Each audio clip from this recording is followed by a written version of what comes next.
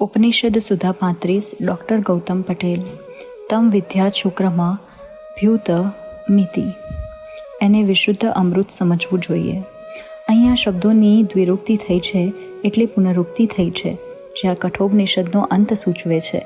આ ભારતીય લેખન પદ્ધતિની વિશેષતા છે કે જ્યાં શબ્દોની પુનરુક્તિ થાય અને ઇતિ ઉમેરાય એટલે ગ્રંથની સમાપ્તિ થઈ કહેવાય. આ સમગ્ર મંત્રનો અર્થ છે અંતર્યામી ફક્ત અંગૂઠા જેટલો પુરુષ હંમેશા મનુષ્યોના હૃદયમાં રહેલો છે. તેને મૂંઝની સળી એમ પોતાના શરીરમાંથી ધૈર્યપૂર્વક છૂટી પાડે તેને વિશુદ્ધ અમૃત સમજવું જોઈએ. અહીં માનવના દેહમાં રહેલા આત્માને સંગુષ્ઠ માત્ર પુરુષ કહ્યો છે. આ વાત આ જ ઉપનિષદના મંત્રોમાં વર્ણવાઈ છે. તેની વિસ્તૃત ચર્ચા આપણે જુલાઈ 2023માં વિસ્તારથી કરી છે. અહીં આત્મા દેહમાંથી જાય ત્યારે કેવી રીતે શરીરમાંથી જુદો થાય છે એ સમજવા માટે એક સરસ ઉપમા આપી છે. જેમ મૂંઝમાંથી એની સળીને એટલે કે ઘાસને સહેલાઈથી દૂર કરી શકાય છે, ત્યારે મૂંઝને કોઈ હાનિ થતી નથી. એમ આત્મા આ દેહમાંથી વિદાય લે છે ત્યારે દેહને કોઈ હાનિ થતી નથી. હાથ, પગ, આંખ, નાક અથવા કાન તેવા જ રહે છે. ભગવદ્ ગીતામાં આ જ વાતને વિસ્તારથી અન્ય ઉપમા દ્વારા સમજાવવામાં આવી છે. જેમ કે મામય વાંશો જીવલોકે જીવભૂતે સનાતનઃ મનઃ પષ્ઠાની નિંદ્રાણી પ્રકૃતિ સ્થાની કશ્યતિ શરીરમ યદ્વાપ્નોતિ યચ્ચાપ્યુ કા મતીશ્વરઃ ગૃહી ત્વૈતાની સંયાની વાયુગંધર નિવાસયત. આ જીવલોકમાં મારો જ સનાતન અંશ જીવ બનીને પ્રકૃતિમાં રહેલી 5 ઇન્દ્રિયો સહિત છઠ્ઠા મનને આકર્ષે છે. આ ઈશ્વર જ્યારે શરીરને પામે છે અને એમાંથી બહાર નીકળે છે ત્યારે તે બધા મન સહિતની ઇન્દ્રિયોને લઈને આશયમાંથી ગંધને ઉપાડતા વાયુની જેમ સાથે લઈને જાય છે. અહીં વક્તા સ્વયં ભગવાન છે અને વાસ્તવમાં એ બ્રહ્મ જ છે.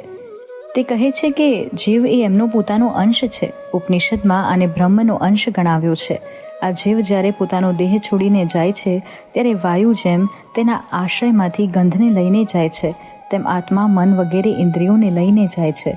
પવન પુષ્પમાંથી કેવી રીતે સુગંધને લઈને પ્રયાણ કરે છે તે જાણી કે જોઈ શકાતું નથી, તેમ આત્મા પણ મન અને ઇન્દ્રિયોને સાથે લઈને જાય છે તે જોઈ શકાતું કે જાણી શકાતું નથી. અહીં મન સાથે 6 ઇન્દ્રિયો એમ કહ્યું છે. અહીં 5 જ્ઞાનેન્દ્રિયો સમજવાની છે, કર્મેન્દ્રિયો નહીં. મનોહિ જનનાંતર સંગતિજ્ઞમ. મન અન્ય જન્મ સાથેની સંગતિ સંસર્ગને જાણે છે. આ વાત ભગવદ્ ગીતા મનની ચર્ચામાં જુદા જુદા શબ્દોમાં સમજાવે છે કે તત્ર તમ બુદ્ધિ સંયોગ લભતે પૂર્વદેહિકમ. ત્યાં આ જન્મમાં તેને પૂર્વજન્મની બુદ્ધિનો સંયોગ પ્રાપ્ત થાય છે. મહાકવિ કાલિદાસે પણ આ વિચાર સુમધુર કાવ્યશૈલીથી વ્યક્ત કર્યો છે.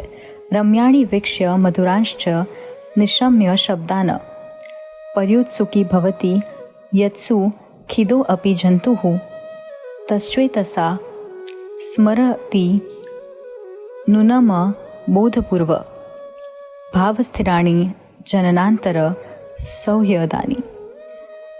રમણીય દ્રશ્યોને જોઈને કે મધુર શબ્દોનું શ્રવણ કરીને જો સુખી માણસ પણ ઉત્સુક બની જાય, તે અજ્ઞાતપણે ભાવમાં સ્થિર એવી અન્ય પૂર્વજન્મની મિત્રતાને પ્રીતિને યાદ કરે છે. ટૂંકમાં જીવ જ્યારે આ સંસારમાંથી પ્રયાણ કરે છે ત્યારે શરીર પડી રહે છે. આત્મા તેમાંથી અત્યંત સરળતાથી વિદાય લે છે અને સાથે જ્ઞાનેન્દ્રિયો અને મન સાથેના સંસ્કારોને પોતાની સાથે લઈને સિધાવે છે. આ આત્મા જે શરીરમાંથી નીકળે છે ત્યારે મૂંઝમાંથી જેમ સહેલાઈથી સળી દૂર કરાય તેમ નીકળી જાય છે. અને આ મંત્ર મુજબ કેવું જાણવું એ માટે 2 વિશેષણો વાપર્યા છે, શુક્રમ અને અમૃતમ. શુક્રમ એટલે શુદ્ધમ. આત્મા બ્રહ્મનો અથવા ઈશ્વરનો અંશ છે. જે ગુણો અંશીમાં હોય એ ગુણો અંશીમાં આવે. દાખલા તરીકે એક લાંબો સળિયો લઈને તેમાંથી એક ટુકડો જુદો કાપી. અહીં સળિયો એ અંશી છે અને ટુકડો એનો અંશ છે.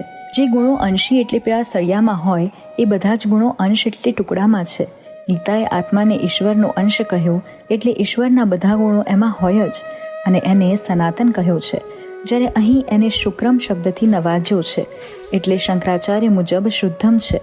અહીં આત્માનું બીજું વિશેષણ છે અમૃતમ ભૃતમ, એટલે કે મરેલો કે મરનારો, અને અમૃતમ નહીં મરનાર, અજર, અમર, સનાતન. આત્મા પોતાના કર્માનુસાર અનેક યોનિઓમાં ભટકે છે, પણ એ ક્યારેય મરતો નથી કે કોઈને મારતો પણ નથી. જો ય ઈનમ વેતી હંતારમ યશ્ચૈનમ મન્યતે હતમ ઉભો તો ન વિજાનીતો નાયમ હંતી ન હયંતે. જે આને મારનારો જાણે છે કે આને મારેલો માને છે તે બંને સમજતા નથી. આ મારતો કે નથી મરતો નથી. આ જ અજ નિત્ય શાશ્વત પુરાણો છે અને શરીર હણાય તો પણ એ હણાતું નથી એવું ભગવદ્ ગીતામાં પણ કહ્યું છે. આત્મતત્વની ગહન વિચારણા માટે આ કઠોપનિષદમાં નચિકેતા અને યમનનો વિસ્તૃત સંવાદ આપણને પ્રાપ્ત થાય છે. આ શ્લોકના અંતે દ્વિરુક્તિ હોવાથી તેનો અંત સૂચવાયો છે.